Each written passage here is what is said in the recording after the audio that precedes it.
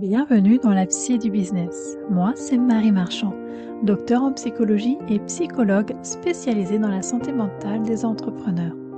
Dans ce podcast, on explore la face cachée de l'entrepreneuriat, ce que ta psychologie fait à ton business et ce que ton business révèle de toi. La Psy du business, là où le business rencontre la psychologie. Il y a un dossier médical sur mon bureau avec une liste d'examens que je viens d'imprimer. Des examens que personne ne m'a proposés, que j'ai trouvés moi-même en cherchant, en lisant des études scientifiques et en comparant des protocoles d'un pays à l'autre. On vient de me dire, pour la 5e fois, que le transfert d'embryon suite au protocole de fécondation in vitro que j'avais suivi, ce transfert n'avait pas fonctionné, du moins qu'il fallait encore que j'essuie un échec. Et on venait aussi de me dire qu'il n'y avait pas de problème physique. En gros, il y avait un vide médical. Les médecins ne savaient pas pourquoi ça ne marchait pas pour nous, mon mari et moi, alors que physiologiquement, tout était OK. Dans ces cas-là, on parle d'infertilité inexpliquée. Alors bref, on me dit gentiment que c'est sans doute dans ma tête et qu'il faut penser déjà à une procédure d'adoption. Je vous passe sur toutes les émotions qui m'ont traversée en même temps. La tristesse, le désespoir, l'espoir aussi, la frustration, la colère, face à ce gynécologue qui me dit tout ça, l'incompréhension. Hem et comme vous le savez peut-être, je suis chercheuse de formation et j'ai appris, une chose importante, une chose qui pour moi est, la plus importante avant tout le reste, c'est quand quelque chose ne colle pas, on ne l'accepte pas parce qu'une autorité l'a dit, on va la vérifier. Alors, j'ai vérifié. Et ce que j'ai trouvé, c'est qu'il existait des examens pratiqués couramment dans certains pays pour chercher exactement ce type de problème. Des examens qu'on ne me proposait pas en France dans mon parcours. Cet épisode, c'est sur ça. Sur 2 ans et demi de mon histoire que je n'avais jamais racontée jusqu'à présent, et sur ce que ça a changé après dans ma façon dont j'entreprends. Alors je vais reprendre depuis le début. 2 inséminations artificielles d'abord, les 2 ont échoué. Ensuite, on se lance, mon conjoint et moi, sur un parcours de FIV. On fait 3 fécondations in vitro et sur ces 3 FIV, en tout, 8 transferts d'embryons. 8 fois où on replace un embryon et où nous, de notre côté, on attend. 8 fois où il faut espérer à fond, parce que sans cet espoir-là, de toute façon, on n'arrive même pas à se lever le matin et à continuer le protocole suivant. Et 8 fois, enfin 7 fois en réalité, 7 fois sur les 8, la réponse a été non. Alors je vivais au Portugal, tout le traitement se faisait en France, alors c'était à chaque fois l'aller-retour systématique, c'était réserver un logement sur place parce qu'on ne savait jamais trop combien de temps il fallait rester, faire ses valises, revenir, attendre les résultats, des prises de sang, des échographies, des transferts et cetera, reprendre l'avion. Bref, c'était tout un système d'organisation, tout un système logistique quand même assez, important.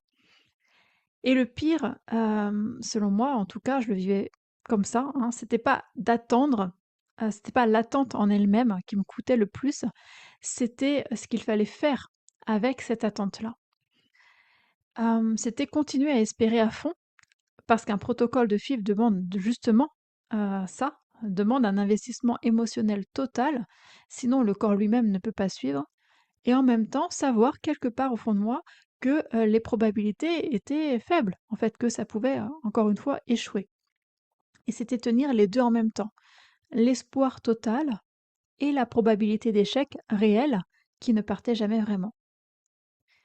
Et puis, la réponse arrivait, systématiquement, négative et à chaque fois, c'était toujours le même choc. Le même choc, comme si le corps ne s'habituait jamais malgré la répétition des résultats négatifs.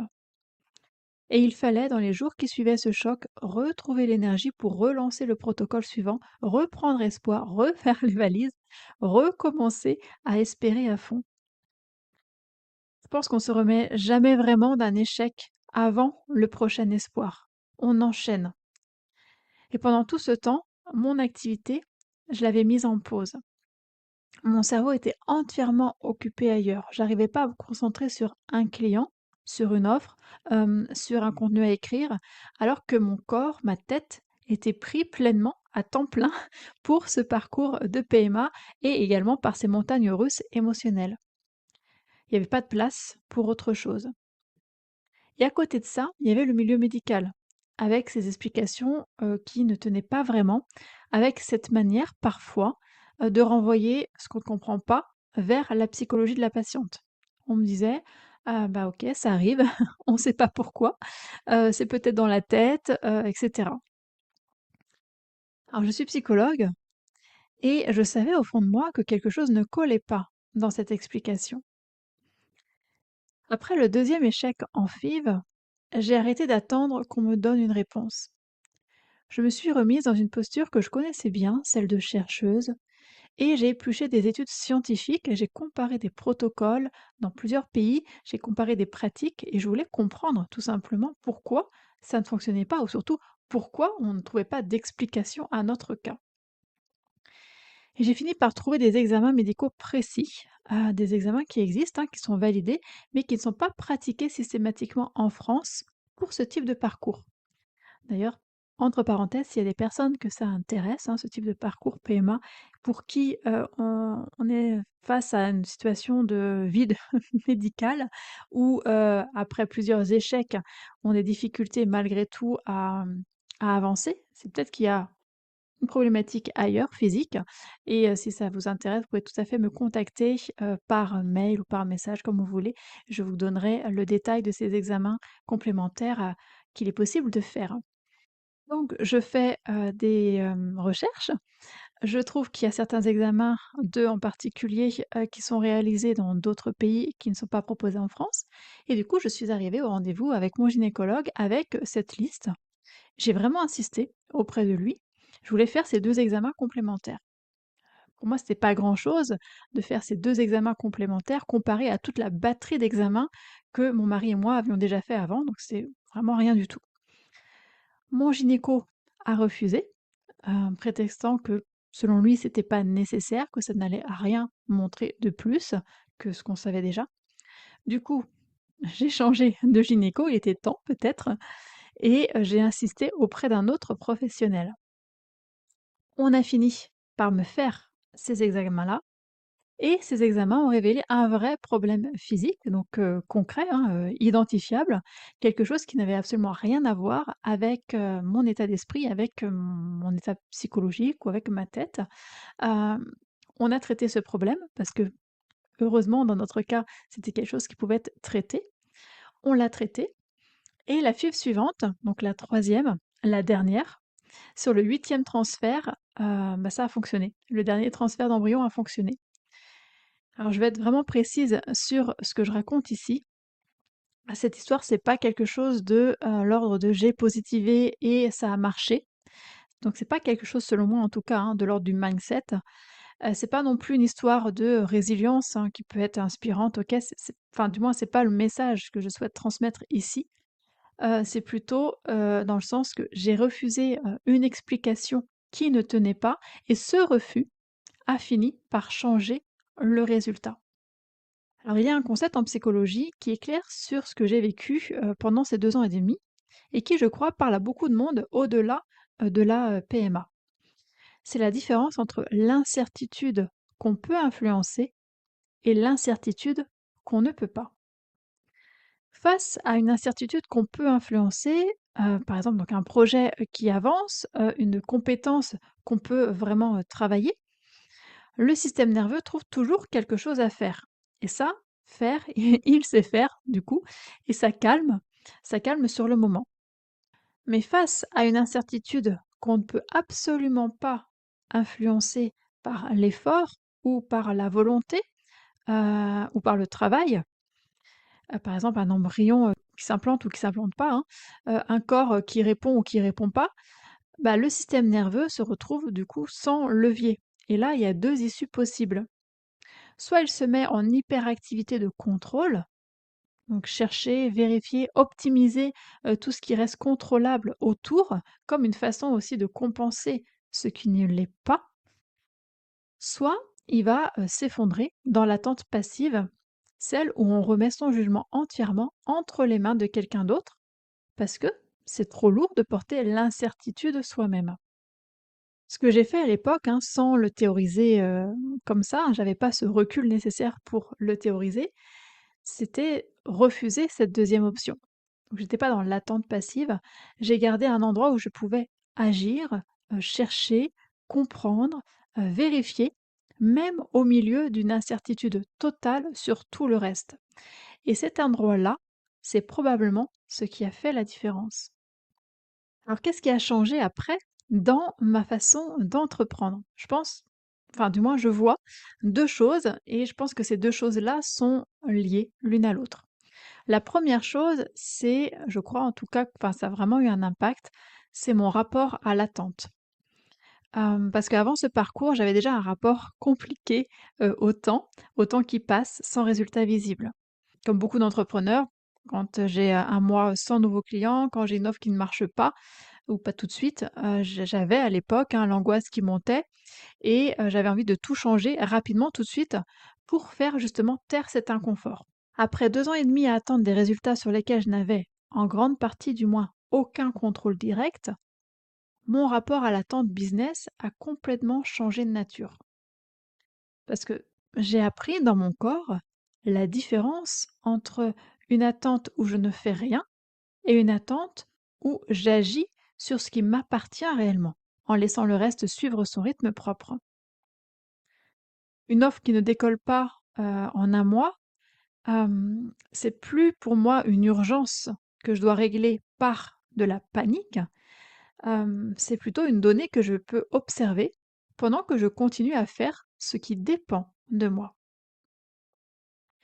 La deuxième chose qui a changé, c'est ma confiance dans mon propre jugement face à une autorité.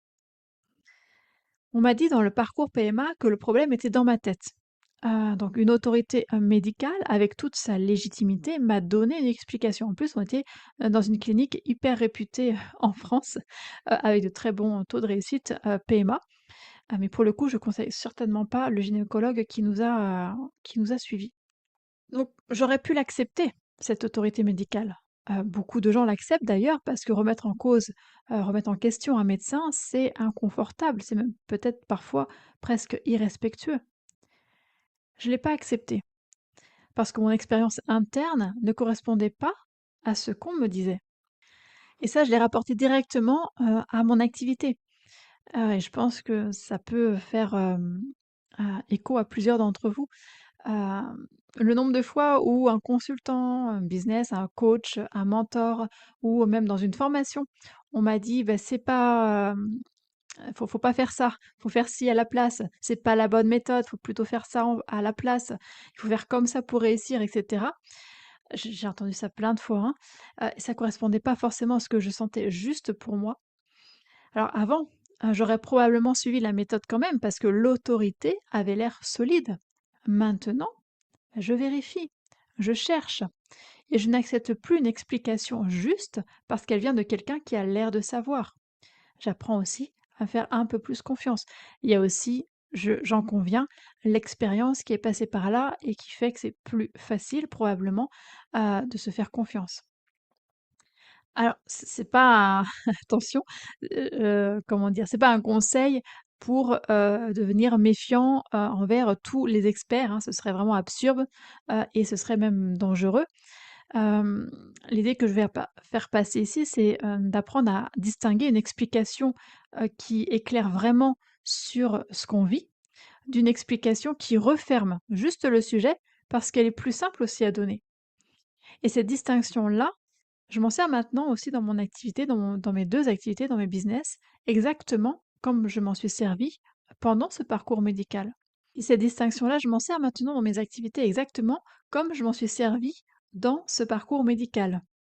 Quand quelque chose ne colle pas avec ce que je vis ou alors ce que j'observe aussi chez mes clients, je mets pas tout ça sur le coup de l'autorité qui va trancher. Je pense que c'est important à prendre en considération. On le sait, hein, c'est important d'apprendre à se faire confiance aussi, à sentir ce qui est le plus juste pour nous et d'avancer en suivant également ses doigts. Et la question de cet épisode, cette semaine, est-ce qu'il y a dans ton business une explication que tu as acceptée parce qu'elle venait d'une autorité, mais qui ne correspond pas vraiment à ce que tu vis, à ce que tu ressens, à ce que tu sens juste pour toi. Une méthode qu'on t'a peut-être dit de suivre, un diagnostic qu'on t'a posé, sur ton offre, sur ton positionnement, sur tes résultats ou alors sur toi. Quelque chose que tu as rangé dans la catégorie, bah, c'est sans doute vrai parce que c'est un expert qui l'a dit, sans vraiment le vérifier contre ta propre expérience. Je te demande pas, bien sûr, de devenir méfiant envers tout le monde. Je te demande juste de remarquer cette semaine les moments où tu remets ton jugement entièrement dans les mains de quelqu'un d'autre, sans garder un endroit, même tout petit, où c'est toi qui regardes. Parce que c'est souvent là, dans ce petit endroit qu'on garde pour soi, que tout finit par basculer. C'est toujours par là que ça commence. Si cet épisode t'a parlé, abonne-toi et laisse un avis. Tu peux aussi télécharger le diagnostic gratuit sur les 6 signaux à ne pas négliger pour ta santé mentale entrepreneuriale sur mon site. Tu trouveras les informations dans la description de cet épisode. La psy du business, parce que soigner l'entrepreneur, c'est libérer l'entreprise. À très vite.